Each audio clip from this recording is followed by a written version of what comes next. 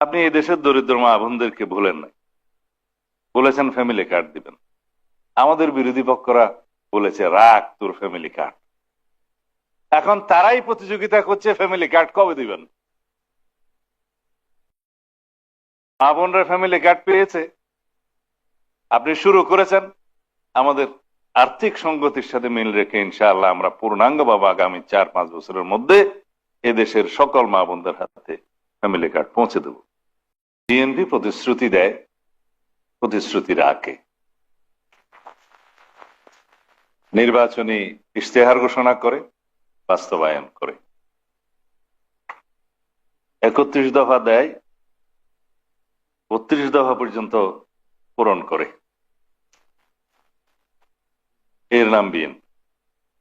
আমরা শহীদ রাষ্ট্রপতি জিয়াউর রহমানকে দেখে ছাত্র রাজনীতিতে যোগদান করেছিলাম, কারণ তিনি উৎপাদনমুখী শিক্ষা ব্যবস্থার কথা বলেছিলেন, বেকার সৃষ্টির কোনো কথা বলেননি।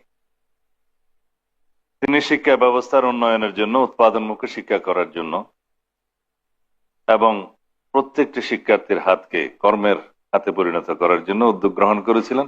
কারিগরি শিক্ষা সহ সকল উদ্যোগ তার সময়ে গৃহীত হয়েছে। সাক্ষরতার হার বৃদ্ধির জন্য তিনি গণশিক্ষা শুরু করেছিলেন। বহু বছর সেই গণশিক্ষা কার্যক্রমের মধ্য দিয়ে যারা জীবনে দস্তখত শিখতে পারেননি তারা দস্তখত করে মৃত্যুবরণ করেছেন। শিক্ষার হার বেড়েছিল। আমার নেত্রী, দেশনেত্রী বেগম খালেদা জিয়া এই বেসরকারি শিক্ষকদের মর্মবেদনা বুঝে সরকারের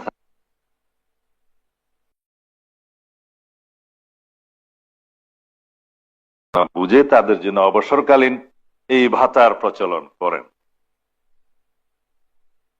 শিক্ষক কল্যাণ ট্রাস্ট তো আছেই।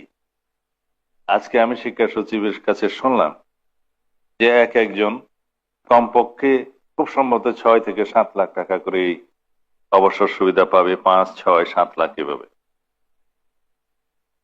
এটা একজন দরিদ্র স্কুল শিক্ষকের জন্য যিনি গ্রামে বসে আছেন সেটা অনেক বেশি মাইনে রাখে।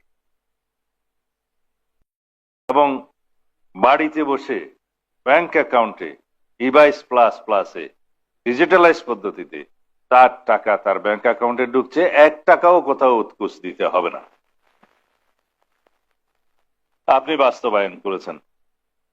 অনেকে গতকালকে বলছে আগামী 2 দিন পর তো সরকারের 180 দিন পূর্ণ হবে, আপনারা কি কি বাস্তবায়ন করেছেন এগুলো দেখে যান বাস্তবায়ন। এটা আমাদের ইশতেহারে ছিল না। এটা 32 নম্বর।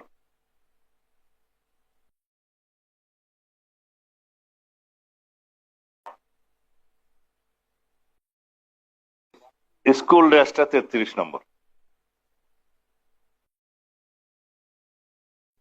মাননীয় প্রধানমন্ত্রী, আমি আপনার প্রশংসা করতে চাই না, জাতি প্রশংসা করবে, কিন্তু আমি স্মরণ করিয়ে দিতে চাই আপনি দায়িত্ব নেওয়ার আগেই যে সমস্ত প্রতিশ্রুতি দিয়েছেন, ইশতেহারে নিয়ে এসেছেন, পরিকল্পনা বলেছেন, আই হ্যাভ এ প্ল্যান, আমরা সবাই বলেছি উই হ্যাভ এ প্ল্যান।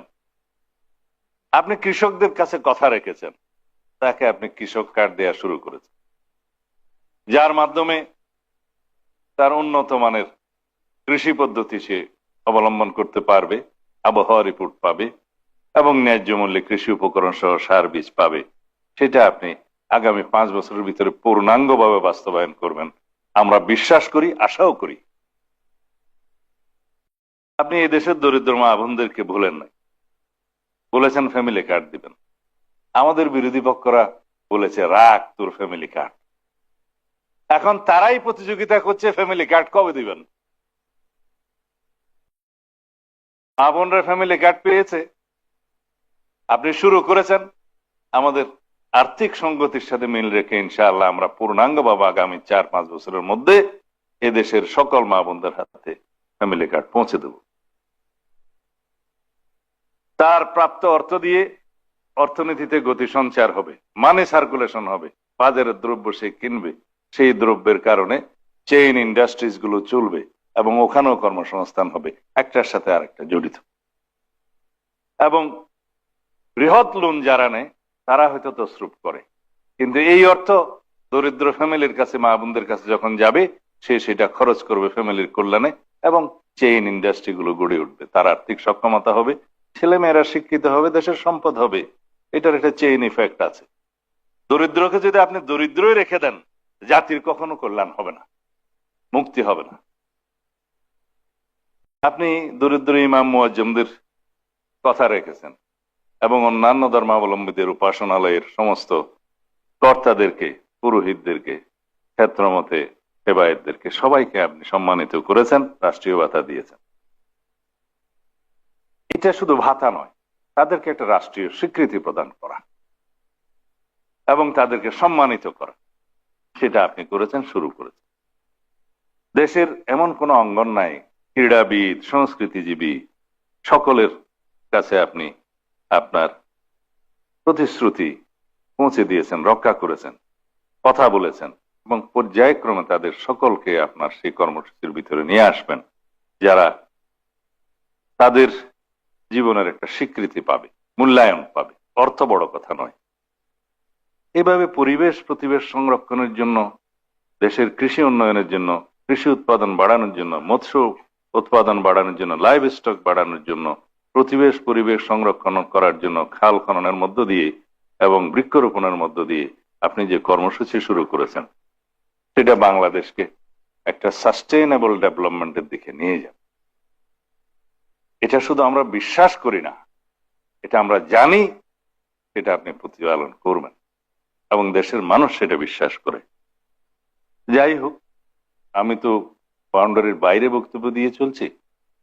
আপনি এখন যে বক্তব্য এরা সারা দেশের শিক্ষকবৃন্দ অনলাইনে বসে আছে, তারা শুনবে। এখানে deputy commissioner, police super, DIG সহ সবাই, কমিশনার সহ সবাই বসে আছে আপনার বক্তব্য শোনার জন্য, এবং সারা দেশের সমস্ত শিক্ষক সমাজ বসে আছে আপনার বক্তব্য শোনার জন্য।